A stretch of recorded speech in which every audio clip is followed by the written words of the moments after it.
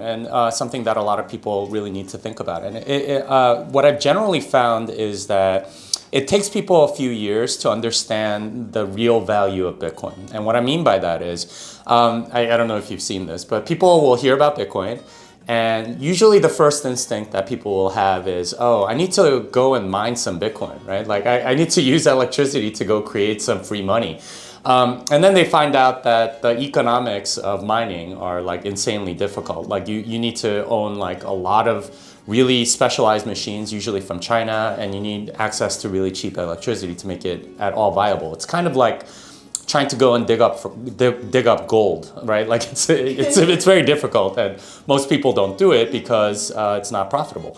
And then they usually get into the land of altcoins, where they're like, okay, well, I missed out on Bitcoin, so let me go and do something else and hope that will take over Bitcoin. And that's usually the thought process that most people have, because they think they've missed out on the revolution that is Bitcoin. And they're like, oh, maybe this will work instead, and I want to be on the vanguard of that. And eventually they realize, okay, well, actually these altcoins are pretty different than Bitcoin. And the big difference is that Bitcoin is decentralized and altcoins are centralized. And by that, the way I define centralization is if it has a single point of failure, then it's centralized. If there's a place that a government entity or somebody can come in and take over the network, then it's centralized. And you can have multiple points of centralization, in which case it's very centralized, or a single point of centralization, in case it's still centralized, just not as much as some other ones. So something like Ethereum is extremely centralized. And not only do you have the Ethereum Foundation, you have Vitalik Buterin, you also have Infura. You have a lot of ways in which it can get taken over, regulated, taxed, something done to it. And if it's a centralized entity, if they have control over the coin, then it's not really different than any other currency that we already have. The US dollar is something like 94% digital, right? Like only about 6% of it is in physical bills and notes and coins. Almost all of it is is some data entry in some bank, right? Like it's usually some, either at the Federal Reserve or at a member bank or something like that. But that's where it resides. It's a number in a database, right? And that's essentially what all of these altcoins are, is they control it. I think there was an altcoin Stellar that burned something like half their coins not too long ago. Right, but yeah, I mean, the fact that they can do that tells you that they can also print a bunch more, right? Like why would you want to do that? So in that sense, Bitcoin is special because it's the only one that's decentralized. And at a deep level, the reason why it is because Satoshi left. Satoshi disappeared back in 2010, and that gave it a decentralization that no other coin can match. Whereas, pretty much everything else has some single point of failure, some centralized point. So for me, it's a difference of kind, right? Like Bitcoin is very decentralized, like physical gold that you're holding. Altcoins are more like fiat currency, where you have a central bank that can print more money whenever they want. Yeah, so I mean, it's ridiculous on its face, right? Because there's a Ripple company, and they've made no money other than printing more, like just selling some more of the coins that they own, and they generated all of it at the very beginning, and for a while they were just giving out Ripples as a way to distribute some of the coins. Back in 2013, I think it was, they had a Bitcoin talk post where they said, just reply to this post and we'll give you 30,000 Ripple. And a lot of people went and got free Ripple that way, right? Like that was the only way they could think of to really distribute it. Stellar did something similar with Facebook and stuff like that. You had to log into Facebook and then show your Bitcoin balance, and then they would give you Stellar. These are all called airdrops for a reason, right? Like they're giving you free money as a way to see if you would value it or whatever. I don't see these things as decentralized. They all claim to be, and like the biggest lie in the industry is that decentralization is a spectrum. It's not.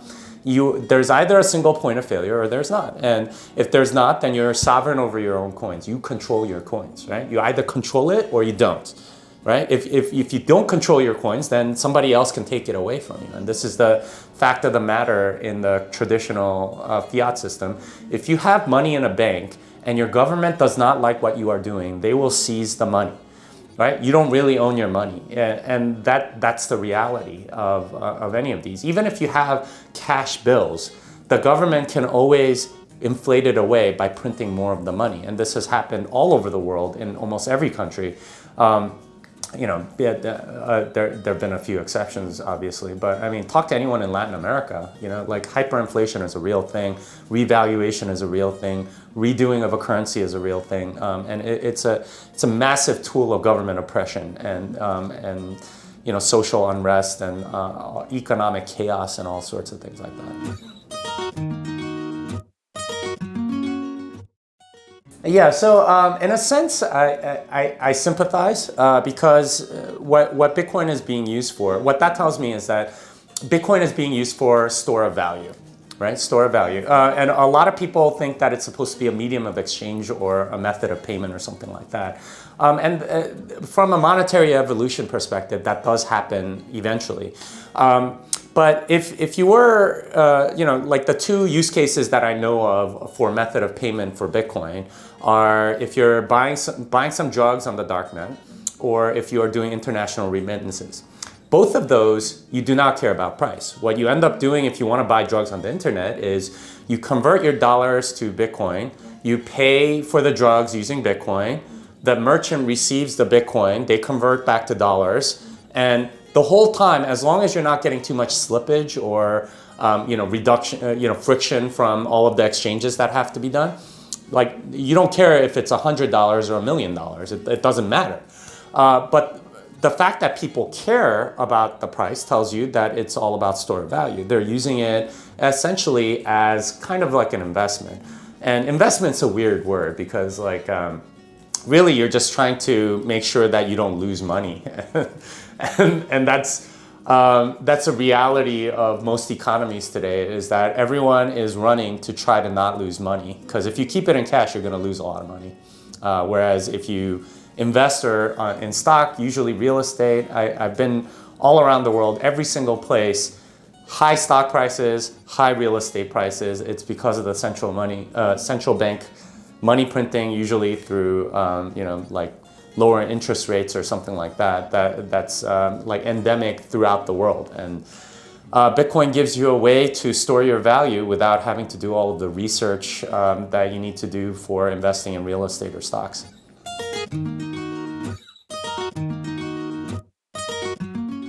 Yeah, it's a good question. What about the price and blockchain technology?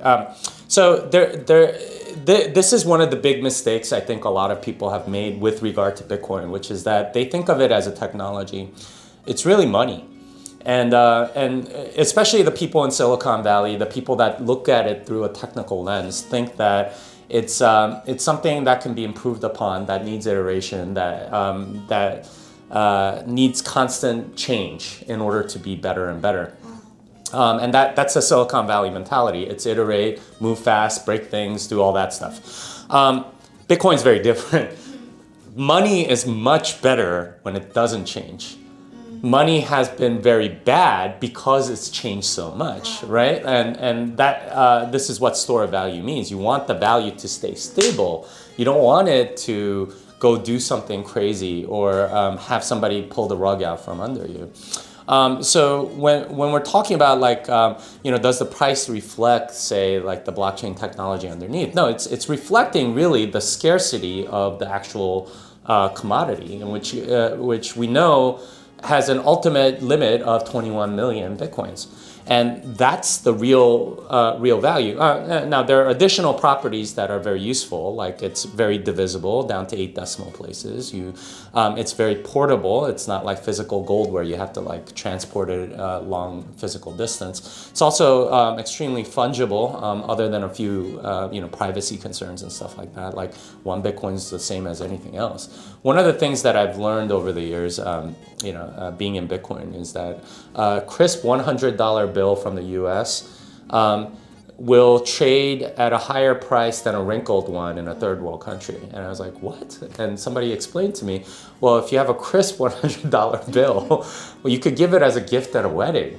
But if you have a wrinkled one, you can't. That tells you that even US dollars, which are supposed to be so fungible, they have a different price. With Bitcoin, they all have the same price. And that's a very key component of why it's so valuable. Is all the properties of money, they were sort of designed in from the beginning.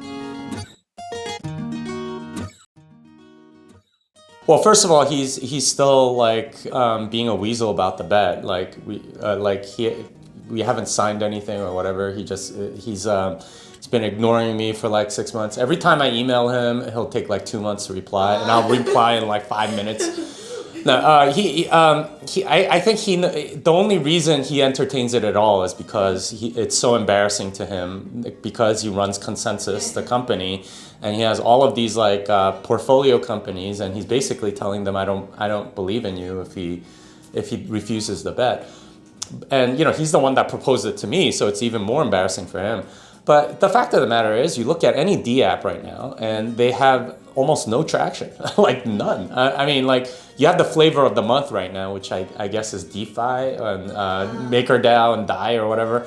But before it was CryptoKitties. Before that, it was ICO launch platform or whatever. But I hear even that is like Korea was the center of ICOs. I'm hearing now that's no longer the case. If ICOs have died down in Korea, they've died down pretty much everywhere, right? Like it's, and the whole premise is, if we just put enough brains on it, then we'll find some usage for blockchain technology. And I don't think that's the case. It's a solution looking for a problem. It's a technology that's looking for a use case, and pretty much everywhere you put it, you can almost always design something that's better, cheaper, faster, easier, better in almost every dimension than using quote unquote blockchain technology. Well, so the way MakerDAO works is that you need to collateralize the loan with like 1.5 times the amount of money, which like almost anywhere else you can probably get loan to value ratios that are much better. The thing is, like most of those people that are doing it, just they're leveraging their Ethereum that they have in order to pay their bills. It's not very different than getting leverage trading from a stock platform or something like that. That's how they're using it. And a lot of them got busted when Ethereum went below $150 because they got liquidated basically, and this what happens with leverage trading. That seems to be the major use case. It's not people necessarily hedging their bets on some business or something like that. Although I don't know, maybe there are some people like that. Businesses can lever up too, but generally it's I think centralized players will give much better rates. If you are an established business, you're going to be able to get better rates, like being a known entity rather than an unknown entity. The only people that are using it are unknown entities that want to lever up, and that mostly for trading or something like that. Perhaps it could eventually fund darknet markets or something like that, or darknet market operators. I don't really know the use case. You're going to get much better rates on like BitMEX or Bitfinex or something like that than what these things are purporting. So yeah, I don't really believe that it's gonna work. And I mean, there are all sorts of problems with DAI and like the peg that they have. It works almost exactly like a central bank, which is kind of interesting. They have a reserve of of coins that they sell on the market, and once you run out, that peg breaks, and everything dies along with it. So, I mean, it just takes one black swan event and you're done. So I don't really understand what they're like. It seems like a very fragile system to me. Yeah. Yeah. So this is something that I guess I can say as a Korean American, but I've noticed this over the years, which is that Korea tends to be about 5 years behind the U.S. on a lot of stuff. It tends to be the other way on some stuff, like Korean dramas or whatever. They become popular like a few years later, and it makes sense. Wherever the origin is, it takes a while to spread. So I noticed this in particular with my parents, right? Like something will be popular. Like vegetarianism was much more popular in the U.S. at a certain point, and then eventually it became more popular in Korea as like more of the documentaries made their way there and stuff like that. But it takes about 5 years, right? And 5 years ago, 2014, you had a lot of hype around blockchain, not Bitcoin. And the fact of the matter is, in the U.S., everyone kind of knows. Like IBM's been working on Hyperledger for how long, right? Like they have they sell some private blockchains as some like BS kind of thing, but they haven't made any use case that's actually useful or actually is a blockchain. So like people in the U.S. already know that at least, or in Europe and in the U.S. they already know blockchain, not Bitcoin, doesn't work. Korea is still kind of going through that, right? Like, and it's it's funny because like Xi Jinping in China said recently, like, we're gonna get on board with blockchain technology. It's gonna take governments tend to move even slower, so it'll probably take a few years before they realize, oh yeah, this is a real big nothing burger, and we're not getting anything useful out of this, and we were sold a bill of goods. People in the U.S. know that now, but it just takes time, right? And you need to like sort of go down this journey and realize, okay, oh yeah, sound money really is the big deal about, and Bitcoin is the big innovation here, and unfortunately, like you have to suffer a lot before you learn all of these lessons. I've been trying very hard to educate people to get them in this direction before having to go through a lot of the financial losses that you tend to incur doing all of this stuff. But some people just sort of have to learn on their own. I was telling my parents about Bitcoin, back in 2013, and when it was $80, right? But they didn't start paying attention until it got into the Korean news. So in a sense, like this sort of thing is inevitable, and Korea is a little behind. That's basically it, and it's gonna take a few years. And you can quote me, just like a couple years from now, no one's gonna be talking about blockchain. And they're, the only people that are going to be in like I hear like Samsung and LG, and they all have like blockchain departments or something like that. I mean, exact same thing happened in the US, right? Like with IBM and a bunch of others. And like they produce nothing, absolutely nothing. Or they have like some proof of concept. Oh, we made this thing work. And then like it doesn't go into production at all, right? Like it's going to happen over and over again. Same exact stuff. It's just gonna have to play out, and the sad reality is that people don't want to learn the lessons that everyone else has learned. They need to go through it themselves. So eventually, I think Korea will come back to the position that a lot of people in crypto, like that have been around a while, come back to, which is that Bitcoin is the big innovation. And they say, oh, it's just money. It's not that interesting if it's just money, but money is enormously important, and that's something that we tried to point out in the book, and hopefully that short circuits some of the learning that Korea needs to do is with that book. Learn some of the importance of money itself and how it matters for human rights and how it makes things so much more fair than the current system of Essentially, people getting the benefits through money printing, especially the richer people versus the poorer people.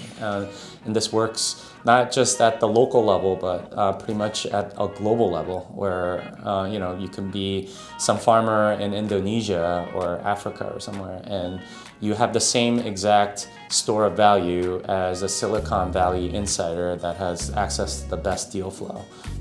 That to me is extremely important, and once you get to that, you have a much fairer world, much better world, and that's my vision, and I hope Korea can learn that much sooner than later, because it is extremely frustrating. Like I'm almost ashamed to be Korean, because it's like the level of facepalm and embarrassment over what like all the cringiness of like the projects that are going on and stuff like that. It's deeply embarrassing. But I mean, in a sense, it's kind of like raising your kids. You just kind of have to let them make their own mistakes. So yeah.